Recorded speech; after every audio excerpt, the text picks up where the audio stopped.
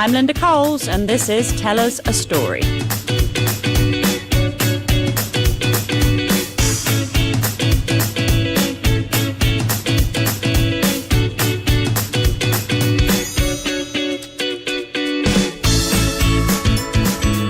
I'm honoured to have with me today my guest Renee Benrubi. Originally from New York, Renee has spent the majority of her career as an executive coach working with corporates and business people to create positive working environments. She's passionate about helping people reach their potential, both personally and professionally. Now, Renee has worked with hundreds of people in a personal and professional setting to teach them the importance of self-awareness, connectivity among family and staff, and how to diffuse emotional and volatile situations. Currently based in Auckland, Renee is now working with Harmoney, the peer-to-peer lending platform that's currently taken the financial industry by storm. And as their cultural strategist, Renee helps members of the team within many facets of the business, from personal coaching for team members and cross-collaborative workshops to implementing a book club to share ideas together. What an excellent idea. So welcome to the show, Renee. How are you? I'm great. Thanks for having me, Linda. It's nice to see you. Now, we've been having quite a chat while we were sat in reception, so I feel like old buddies to start off with. That's good. So let's talk about you, though. What were you doing about, I don't know, the late 80s, somewhere around there? That was the time I brought a personal development course to Australia. It was a concocted idea of a friend of mine. And when I was passing through Australia on my way back to the States, I had taken a course myself that was life-changing at the time. It was called the Hoffman Process. Mm-hmm. And when I was going back to the States, because I thought I'd settle down and be living a normal life, because previously I had lots of different chapters that took me to lots of parts of the world, I passed through Australia, went to visit a friend of mine who was living up in Byron Bay. Nice place. Nice place. Best place I've been back then. And we concocted the idea of bringing this course to Australia. She was in a bad place, and the idea was she would bring the people together, and I would train and study and become a teacher and be able to bring the program back to Australia. So that's what we did. And it was really the start of my career in coaching and teaching personal development. And honestly, at that time, there was very little out there. It was before there was a personal development section in the bookstores. It's before there was ever a coaching field. It was predating all of this. It was really probably the inception of when this really started to take root. So was there somebody in your life that sort of made you think that you wanted to go down this route, just backing up a little bit? Or was there anything major, or is it just that you thought, well, yeah, there's a bit of a gap here?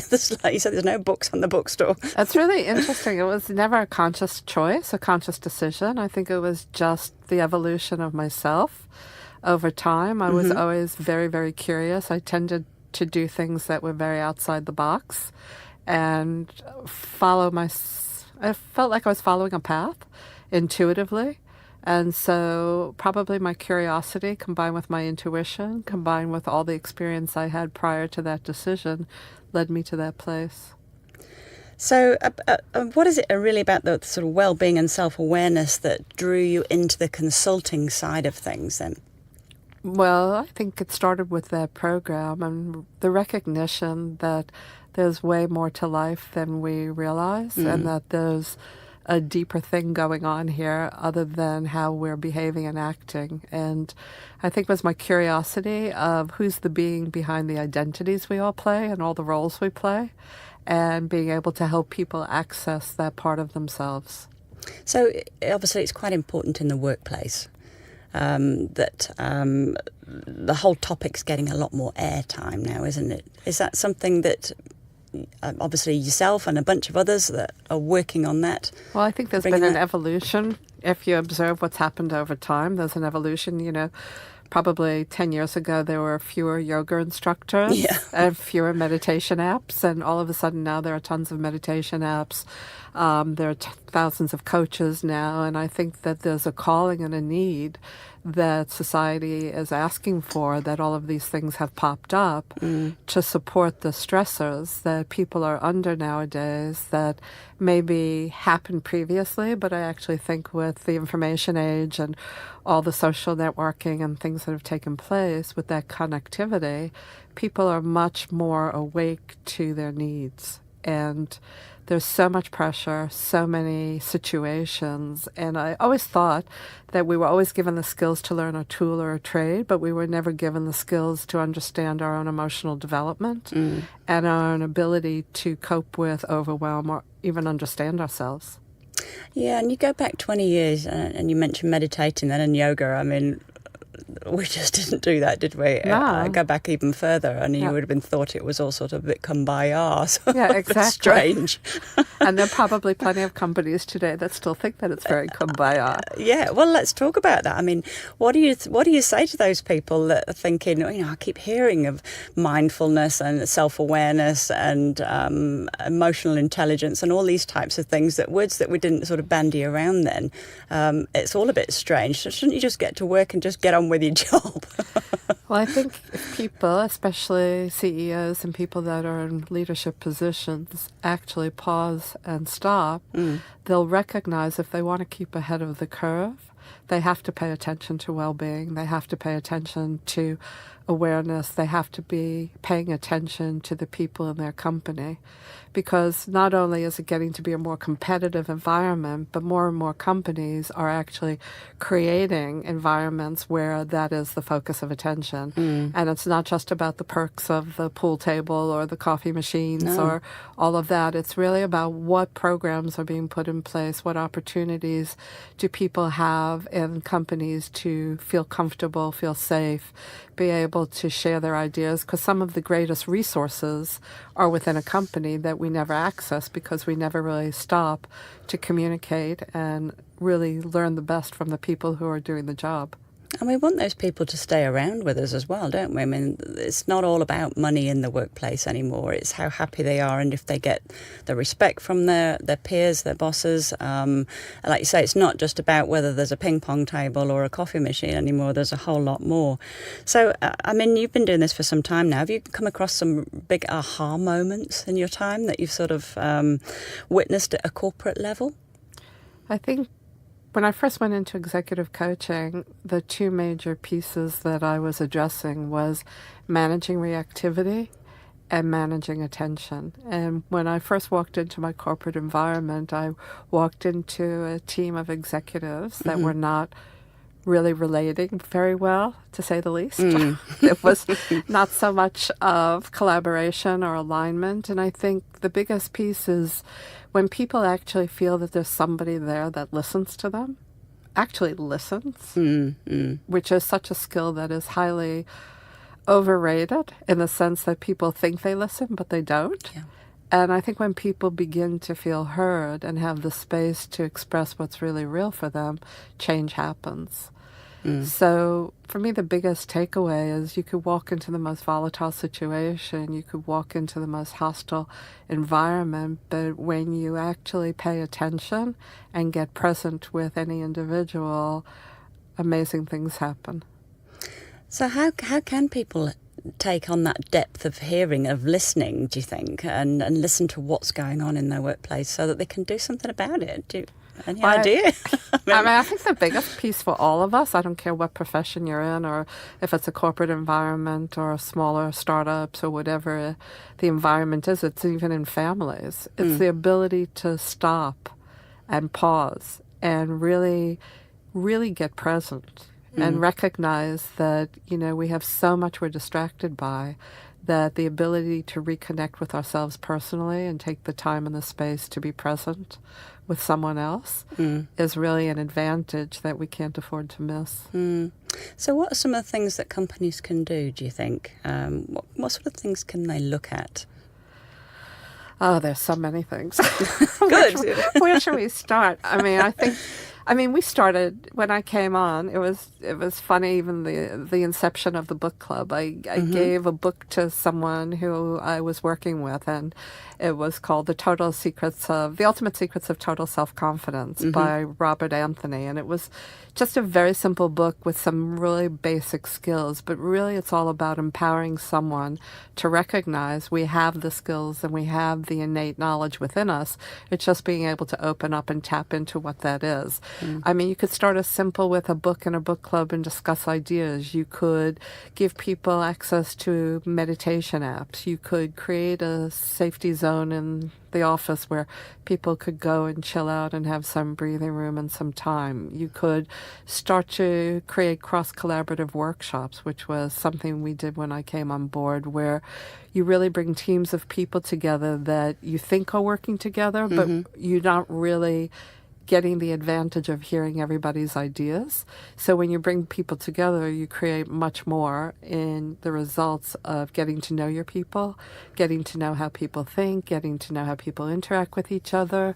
I mean, those are just a few things off the top of my head. You could go bowling. Someone from our group had a bowling night the other night, which was great fun, and doing something social with each other. Yeah. At the end of the day, it's really, truly about connection. I always say it's the 3 C's: collaboration, connection, and communication. So just taking a point that you mentioned there then, I was just reading recently about Google, and they did a survey of 140 of their teams, and they came back with all the things that made those teams great, and there was 5 things, and right at the very top of the list was the trust aspect. So being able to say something without the fear of embarrassment, maybe in a workshop or a team meeting, the ability to be able to just speak up and say something like, hey, can you just go over that point again? I missed it, without feeling that they're stupid. Is that the sort of thing that you're talking about? Essentially, one of the most important ingredients, I believe, is for people to feel safe. We come from so many historical situations personally, everyone from family environments to situations that they've encountered over the years that really create fear. Yeah. And we come fear-based. Yeah, we do. So when you get into an environment where it's a work environment and there's a hierarchy and there's someone you're reporting to, all of a sudden you're back in that parental situation where there's someone who's the boss of me. Yeah. And all of those dynamics really don't reinforce safety. And a great woman who came out, Amy Edmonston, she did a great TED Talk, and she spoke about the need for psychological safety within environments. And it's really giving people the freedom to feel that they can be who they are, say what they think, give their feedback. I think it's very challenging for anyone to learn how to push back and say to someone who's expecting something of them, no, I'm overloaded. I really need support if I could complete this. And to be able to have the ability to feel safe enough to say that, but also to have courage. Yeah. Because we need courage to be safe. True, indeed. But I think if you know that you're not going to end up getting ridiculed, or if you're going to avoid that embarrassment feeling, then surely courage comes a lot easier. That's true. And it's just interesting to look at the dynamic, because I think it's really a give and take. I think more people who are in work environments have to speak up for what they need. Yeah. And people at the top have to do better listening, but also have to be active in providing safe environments and providing environments where people can be creative and have the freedom to really empower themselves to enhance and progress the environment as well. So you've come from New York. You're a New Yorker, born and bred. Yes. So coming out to New Zealand must be culturally, I mean, if anyone's been to New York and then compare that with even our busiest city, it's still very, very different. How did you sort of make the adjustments, the cultural adjustments? Well, I didn't come directly from New York. You went via Australia. I went via Australia, and I actually started traveling when I was in my late teens, and I've lived in many different places in the world, and I guess you could say I'm a bit of a nomadic lifestyle, even though I have a family and 2 kids and husband who have been very adaptable. But I'd say that, having lived in so many different places, coming to New Zealand is truly a breath of fresh air, because I think anyone who's lived in New York City, unless they're really diehard New York City addicts, are longing for places that I think New Zealand and Auckland really represent. Clean air, fewer people, slower pace, and a very different presence. You know, it's a beautiful, beautiful country. It is. We're very lucky to live here, indeed. Lucky. But it's nice to go back to New York. I've been a couple of times. Always enjoy it, but I'm always glad to come home. I believe that. I was there once, probably 20 years ago, and I've never gone back. Have you not? I was there last year, and it was the height of summer, and it was stifling. Yep. And I just yearned for some wide open space. Yep, I totally agree. So now you're working for someone for the first time in maybe your whole life, I don't know, and you're working with Harmoney. So what does that role entail for you then? Well, let's back that up and say the first question is, why would I have ever taken a job for the first time in my life? I've been a consultant my entire life. I've taught personal development courses and really worked with different organizations promoting personal development. And I think, yet again, curiosity led me to take the role, because I was really interested in what would it be like to be on the inside full time versus being on the outside and stepping in and out. And I actually have known the owners, the CEOs of the company for quite a while, have worked with them previously in other companies. And when I would come in and coach this company, Harmoney, I really respected the people. It is a great team of very eclectic, unique individuals that came together and have come together. They're fabulous people. And the part that impressed me the most was great heart. There's a great heart at the core of the business. And it was a creative environment. It was a very open environment in the sense that they're willing to try new things, whether it's from a technological perspective or assimilating different teams together to try something new, and really respecting different individuals' input to create a better outcome for the company and the team. So I felt very grateful that I had the opportunity and that I just said yes. And here I am, and so I'm heading up. We're trying to figure out really the title for my role, if it's people and culture, as a cultural strategist, as a capability. And it's really never the word. It's really what's the impact that I can have and what can I support the business to continue to grow and develop into. So what does every day look like for you? What sort of things do you get involved in? I get up very early. I'm up by 5 a.m. I'm probably out the door by 6. I'm at the office by 6:30 and get myself situated.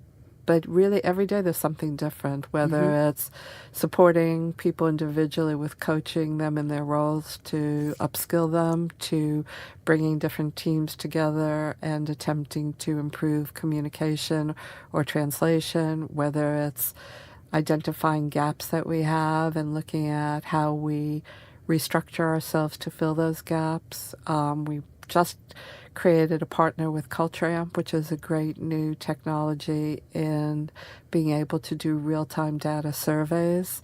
So we just launched our first survey for the team using this data and doing workshops on how do we action the information that we got back. So that's just for the team? Yeah. Yeah. Everyone. And have you had a chance to look at anything that's come back yet? Or is it? Yeah, no, we have. And it's really looking at how we improve the quality of our work and how our processes really support what we want the end result to be. What I really enjoy about the prospect of doing it all is that, never ask questions that you're not willing to action. So don't try and get feedback when you're just going to stick it in some statistic and be able to flaunt it as a statistic. Really take the feedback and make the efforts to bring people together to come up with the answers that are really going to make the difference. So we're in the stage of actioning that feedback present time.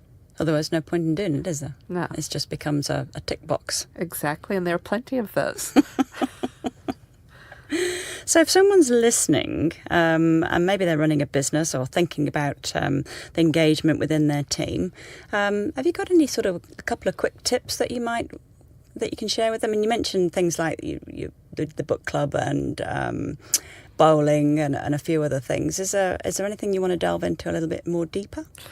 I would say the leaders of the company need to make a conscious decision that this is a path they really want to go down. Mm-hmm. Because I think it's one thing to pay lip service to the concept of we're people first, we care about people, but it's another to actually take the actions to make that happen. Mm. So I think the owners, leaders, CEOs, whoever they may be at the helm, even if it's a startup, really have to sit down and get very honest and aligned with each other.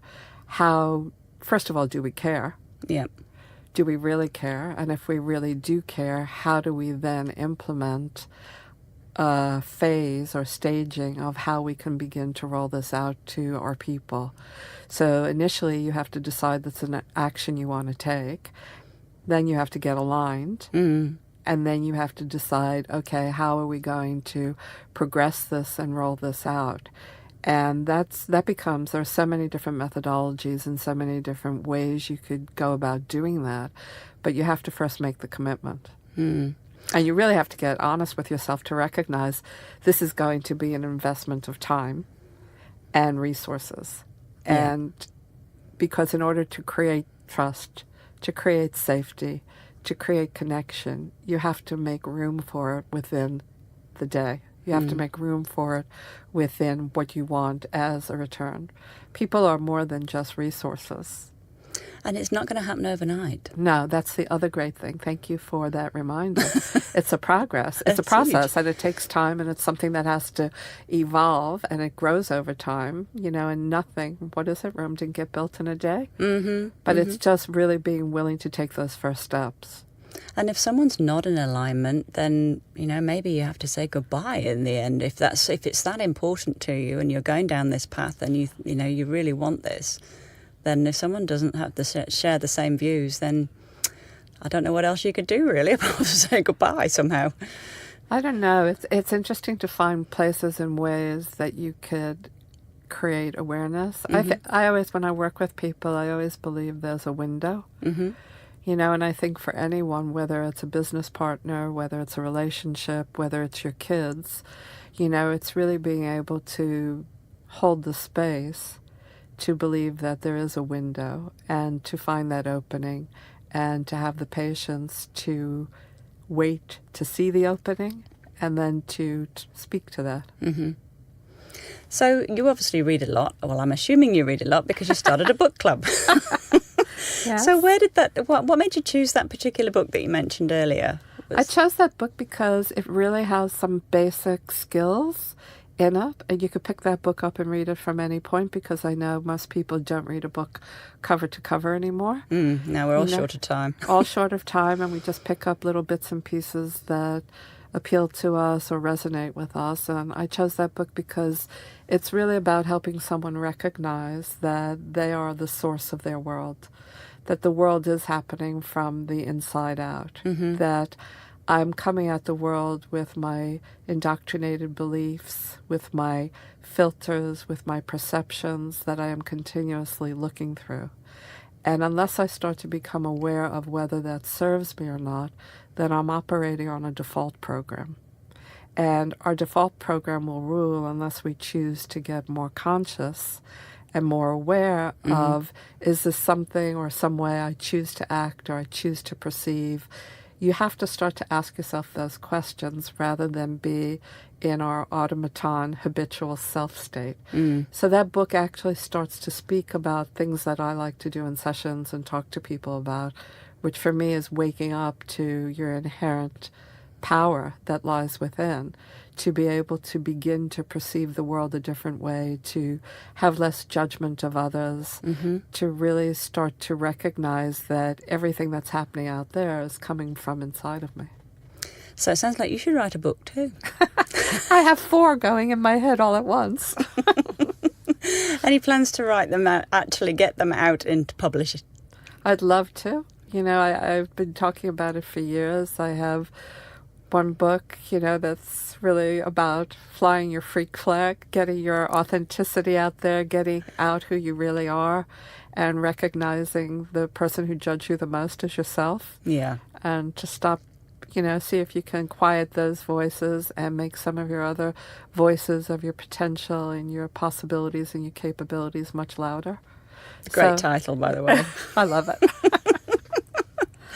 Well, I suggest you get that out on paper because somebody else might steal the somebody title. else might steal it.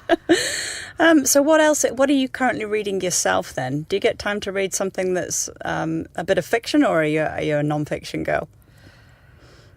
I'm a little of both. I can't even remember the title, but I do read fiction very rarely. Mainly I read nonfiction.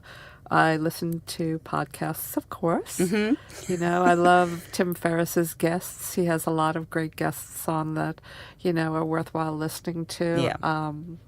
I love listening to Dr. Joe Dispenza. He has a very interesting story, and he does a lot of different courses about... He wrote some great titles himself, Breaking the Habit of Being Yourself, which is a great one, and You Are the Placebo. And it's all about we're our own pharmaceutical company, because with our neurochemistry and what's going on inside of us, we're continuously sending chemicals throughout our body with stress that is creating our own pharmacy.